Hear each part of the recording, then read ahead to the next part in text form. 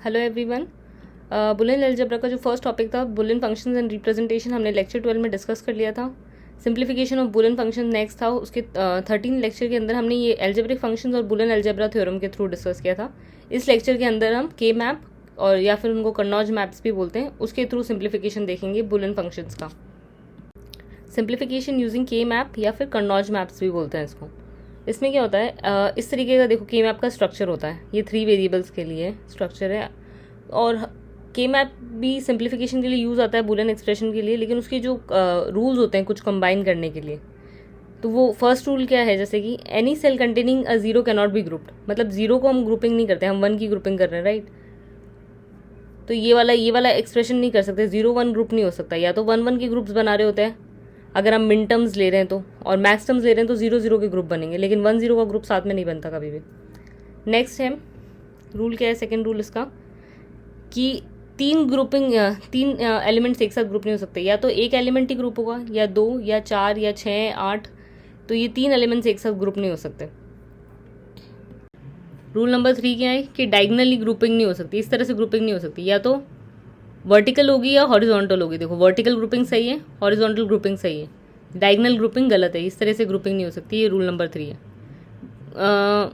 Groups जो है जितना लार्ज हो उतना लार्ज पॉसिबली कवर करने की कोशिश करनी चाहिए। अब देखो यहाँ पे हमें पता है वर्टिकल ग्रुपिंग हो सकती है, राइट।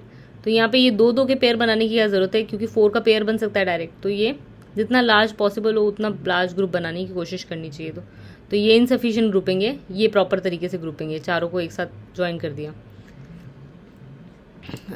फिर 5th नंबर क्या है इसके अंदर, if one of any cell can not be group with any other cell it acts as a group itself. हाँ, तो एक सिंगल एलिमेंट अगर किसी के साथ भी ग्रुप नहीं हो पा रहा है तो वो सिंगल एलिमेंट अपने आप में एक ग्रुप की तरह एक्ट करेगा, ठीक है। ग्रुप्स में overlap but there should be edge, मतलब है ना, ग्रुप्स में ओवरलैपिंग हो सकती है, जितना ज़्यादा मैक्सिमम का ग्रुप बनाना है हमें। तो यहाँ देखो ये 4 का ग्रुप बन पा रहा है, यहाँ पे ये 4 का ग्रुप बन पा रहा है। अब ये जो दोनों एलिमेंट्स हैं ये ओवरलैप हो रहे हैं ग्रुप्स के लिए, तो ग्रुपिंग के अंदर ओवरलैपिंग अलाउड है, लेकिन जितना हो सके उतना ओवरलैपिंग कम करने की कोशिश करनी चाहिए जब के मैप के थ्रू सिंप्लीफिकेशन कर रहे हैं तब, ठीक है। और ये इस तरीके से देखो एक ये तरीके से भी ग्रुपिंग हो सकती है। हाँ, मतलब है ना, ये साइड वाले एलिमेंट्स को हम इन वाले साइड के एलिमेंट्स के साथ ग्रुप कर सकते हैं के मैप के अंदर।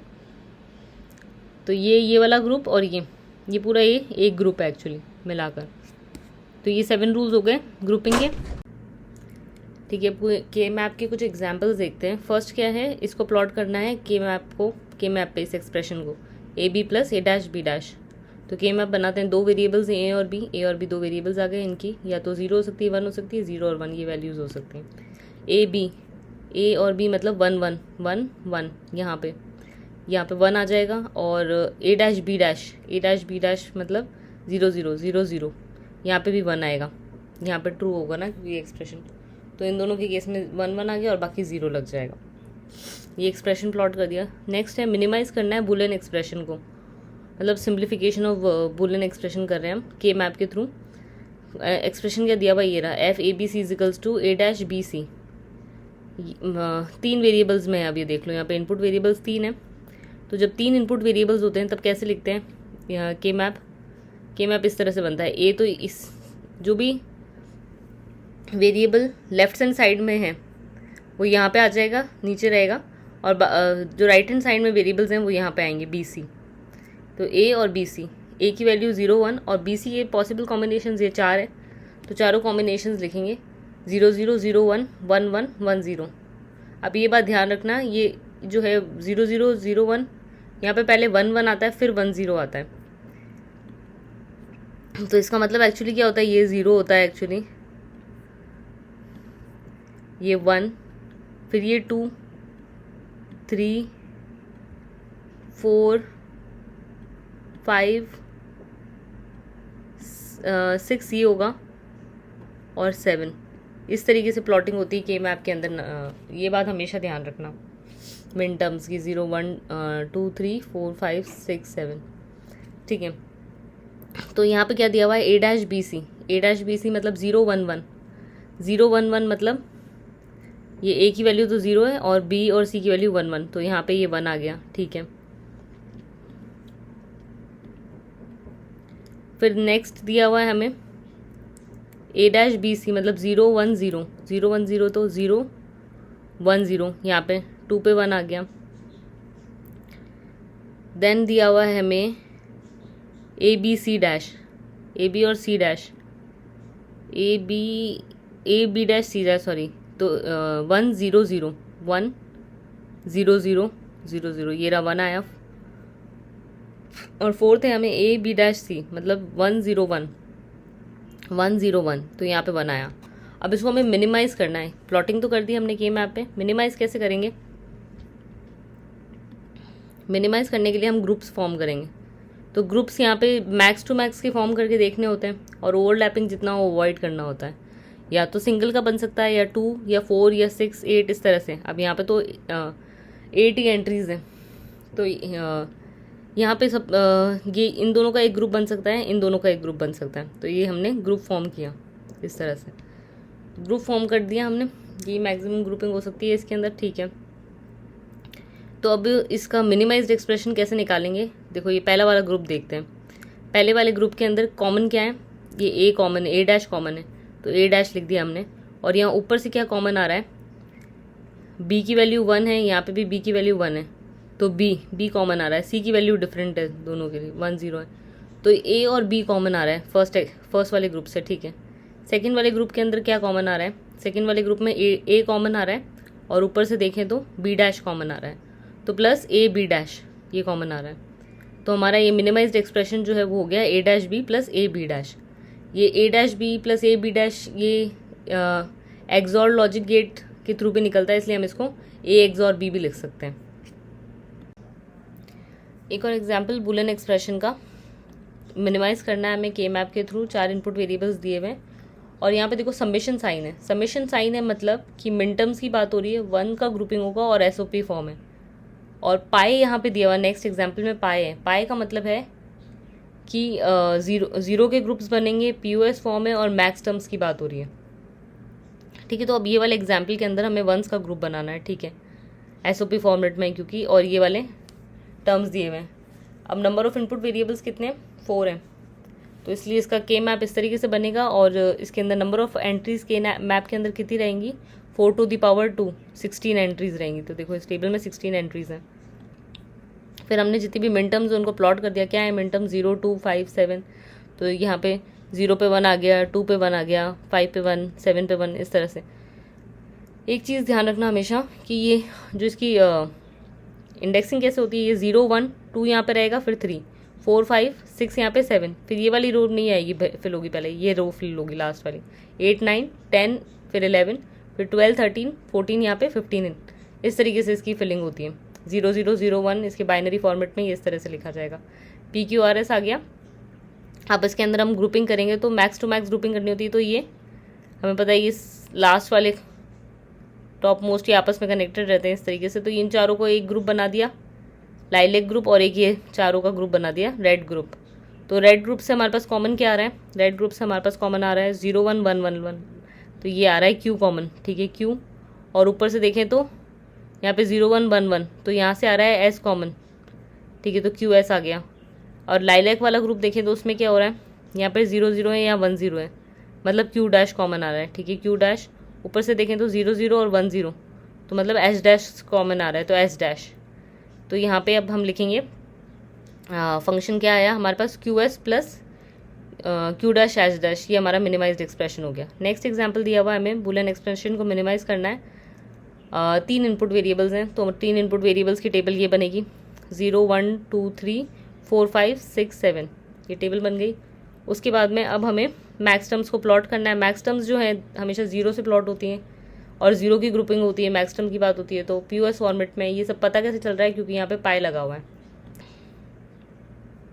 तो 0 3 6 7 की जगह हम 0 0 लिख देंगे, 0 3 6 7 की जगह 0 0 0 आ गया, बाकी जगह 1 आ जाएगा फिर, ठीक है। अब इनकी ग्रुपिंग करते हैं। ये मैक्स टू मैक्स ग्रुप बनाने की कोशिश करनी होती है, लेकिन हमारा ये वाला है, इसका किसी के साथ और ग्रुप नहीं बन पा रहा है, इसलिए एक सिंगल एलिमेंट का बना एक ग्रुप, फिर यहाँ पे एक ग्रुप और यहाँ पे एक ग्रुप। अब ये देखो ये ओवरलैपिंग हो रही है, हमें ओवरलैपिंग जितना हो सके उतना मिनिमाइज करने की कोशिश करनी चाहिए, लेकिन मैक्स टू मैक्स ग्रुप को कवर करने की कोशिश भी करनी चाहिए। तो इसलिए यहाँ पे ये ओवरलैपिंग अलाउड है, कर सकते हैं।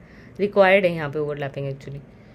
ठीक है, तो हमने पहला वाला जो रेड ग्रुप है उसको देखते हैं, इसमें क्या कॉमन आ रहा है, ए बी सी तीनों है यहाँ पे, A dash B dash C dash आया कॉमन। लाइलैक वाले ग्रुप से क्या कॉमन आ रहा है ऊपर वाले में, तो यहाँ से आ रहा है बी सी कॉमन,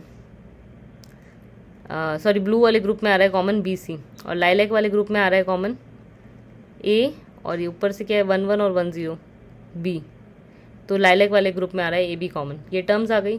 अब इसके अंदर पीओएस फॉर्मेट में क्या होता है, जब ये टर्म्स आ जाती हैं उसके बाद हम उसका कॉम्प्लीमेंट करते हैं, फिर उनका सम करते हैं।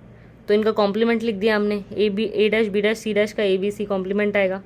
फिर इनको समेशन फॉर्म में लिखा है ए प्लस बी प्लस सी, ये तीनों आ गए। अब इनको हम ग्रुप कर देंगे प्रोडक्ट के through, A plus B plus C पहली टर्म लिख दी हमने, dot A dash B dash A dash plus B dash dot B dash plus C dash.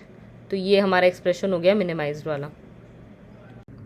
एक और एग्जांपल देखते हैं के मैप का।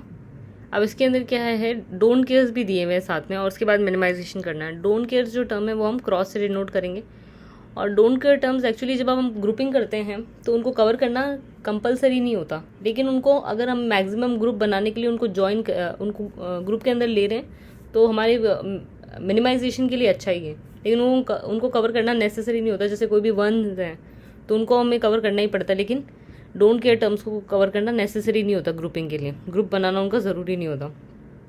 ठीक है, तो यहाँ पे ये के मैप जो है हमने मिन टर्म्स दी हुई है और डोंट केयर्स दिए हुए हैं, तो मिन टर्म्स को 1 1 से डिनोट कर दिया हमने और डोंट केयर्स को क्रॉस से डिनोट किया है। ठीक है, उसके बाद में अब इसका ग्रुपिंग किया है फिर हमने, तो ब्लू वाला ग्रुप सबसे पहले देखते हैं। ये रहा ब्लू ग्रुप, तो 1 2 3 4 ये दोनों वंस और ये डोंट केयर को मिला के 4 का ग्रुप बन पा रहा है। तो ये हम चाहते तो सिर्फ 1 1 का बनाते, लेकिन हमें मैक्स टू मैक्स ग्रुप बनाना होता है तो हम डोंट केयर्स की भी हेल्प ले लेंगे इसके अंदर। तो ये 4 एलिमेंट्स का एक ग्रुप बना। तो अब इसके अंदर ब्लू ग्रुप में कॉमन क्या क्या आ रहा है, यहाँ पे वैल्यू है ए बी की 0 0 और यहाँ पे ए बी की 1 0, तो यहाँ पे बी की वैल्यू 0 आ रही है, तो बी डैश कॉमन आया। और फिर ऊपर से देखें तो यहाँ पे 0 0 1 0 और डी डैश, क्योंकि डी की वैल्यू दोनों में 0 है तो डी डैश ये कॉमन आया। पर्पल ग्रुप देखते हैं, ये रहा पर्पल वाला ग्रुप। इसके अंदर क्या है 0 1 कॉमन आ रहा है, मतलब ए डैश बी कॉमन आ रहा है, और ऊपर से क्या कॉमन आ रहा है डी कॉमन आ रहा है, तो ए डैश बी डी।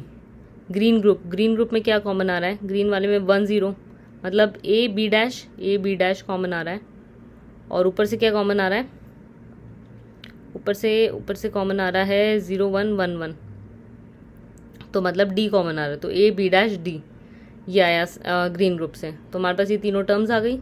तो हमारे पास मिनिमाइज फॉर्म में क्या लिखा जा सकता है, B dash D dash plus A dash B D plus A B dash D, ये हमारा मिनिमाइज्ड एक्सप्रेशन हो गया। प्राइम इम्प्लीकेंट्स इन के मैप।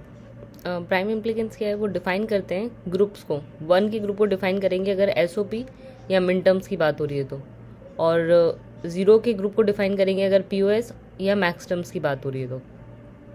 ठीक है, तो सबसे पहले क्या है प्राइम इम्प्लीकेंट्स क्या होता है, 4 तरीके के हमारे पास में प्राइम इम्प्लीकेंट्स क्या होते हैं। प्राइम इम्प्लीकेंट मतलब जितने भी पॉसिबल ग्रुप्स हैं के मैप के अंदर, वो ग्रुप्स जो है वो प्राइम इम्प्लीकेंट्स कहलाएंगे। जैसे कि यहाँ पे ये 1 ग्रुप 2 ग्रुप 3 ग्रुप बन सकते हैं यहाँ पे वंस के। ये वाला ग्रुप नहीं भी बनता तब भी हमारे वंस तो कवर हो जाते, लेकिन हमें प्राइम इम्प्लीकेंट मतलब कि जितने भी ग्रुप्स पॉसिबल हैं, तो यहाँ पे 3 ग्रुप्स पॉसिबल हैं, तो नंबर ऑफ प्राइम इम्प्लीकेंट्स कितने हो गए 3। फिर redundant prime implicant RPI. Redundant prime implicant क्या होता है, रिडंडेंट प्राइम इम्प्लीकेंट मतलब कि उसकी ज़रूरत नहीं है। जब हम मिनिमाइजेशन करते हैं तो जो फाइनल हमारा मिनिमाइज्ड एक्सप्रेशन होता है उसके अंदर वो रिजल्ट में नहीं रहते, मतलब उनके बिना भी प्राइम इम्प्लीकेंट्स जो है मिनिमाइजेशन हो जाता है, प्राइम इम्प्लीकेंट्स कवर हो जाते हैं। जैसे कि यहाँ पे ये देखो ये वाला कवर, ये दोनों एक ग्रुप और ये वाला ग्रुप दूसरा ग्रुप, ये तो ज़रूरी है, इनके बिना ये वाला वन कवर नहीं होगा, इसके बिना ये कवर नहीं होगा। लेकिन ये वाला ग्रुप जो है ग्रीन वाला, इसकी रिक्वायरमेंट नहीं है, लेकिन ये है प्राइम इम्प्लीकेंट तो है, लेकिन इस वाले की रिक्वायरमेंट नहीं है, मिनिमाइजेशन के लिए नहीं ज़रूरत पड़ेगी। तो ये जो एक ग्रुप है यहाँ पे ये रिडंडेंट प्राइम इम्प्लीकेंट हो गया। फिर essential prime implicant. Essential prime implicants वो होते हैं जो फाइनल मिनिमाइज्ड एक्सप्रेशन के अंदर आएंगे ही आएंगे। मतलब अगर हमने उसका ग्रुप नहीं बनाया तो एक ना एक 1 छूट जाएगा, ठीक है। जैसे कि यहाँ पे अगर हम ये वाला ग्रुप नहीं बनाते, सिर्फ ये और ये ग्रुप बनाते हैं, फर्स्ट ग्रुप नहीं बनाते, तो ये वाला 1 छूट जाएगा। अगर ये वाला और ये वाला ग्रुप बनाते हैं तो ये 1 छूट जाएगा। तो ये दोनों ही जो ग्रुप्स हैं ये दोनों एसेंशियल प्राइम इम्प्लीकेंट्स हैं। तो यहाँ पे 2 एसेंशियल प्राइम इम्प्लीकेंट्स हो गए।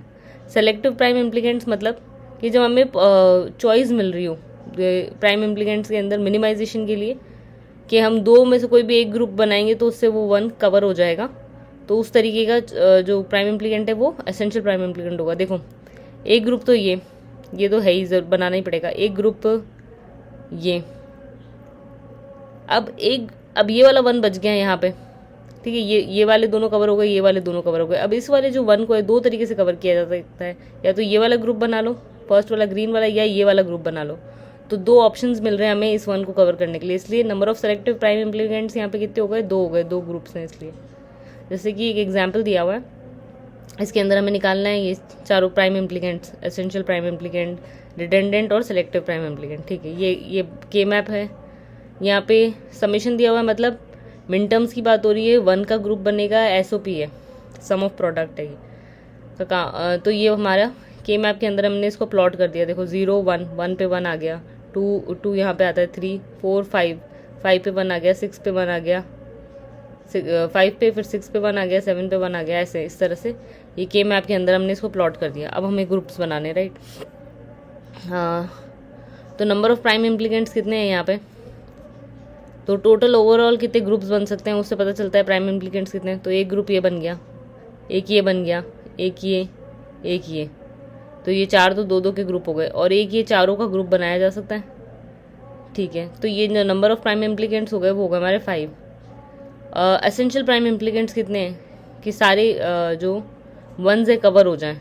तो एसेंशियल प्राइम इम्प्लीकेंट्स अगर हम ये 4 वाला ग्रुप मैक्सिमम बनाने की कोशिश करते हैं, अगर ये 4 वाला बना देंगे, लेकिन फिर ये लास्ट में 1 1 1 अकेले छूट जाएंगे, तो इसलिए हम इनको बनाते हैं, एक ग्रुप ये, एक ग्रुप ये, एक ग्रुप ये, एक ग्रुप ये। तो 4 हमारे यहाँ पे एसेंशियल प्राइम इम्प्लीकेंट्स हो गए। रिडंडेंट प्राइम इम्प्लीकेंट कितना है, 1, क्योंकि इसमें हमें ये बीच वाला जो ये एडिशनल ये एक ग्रुप बन सकता है 4 का, लेकिन इसकी रिक्वायरमेंट नहीं है, इसके बिना भी हमारे सारे 1s कवर हो रहे हैं।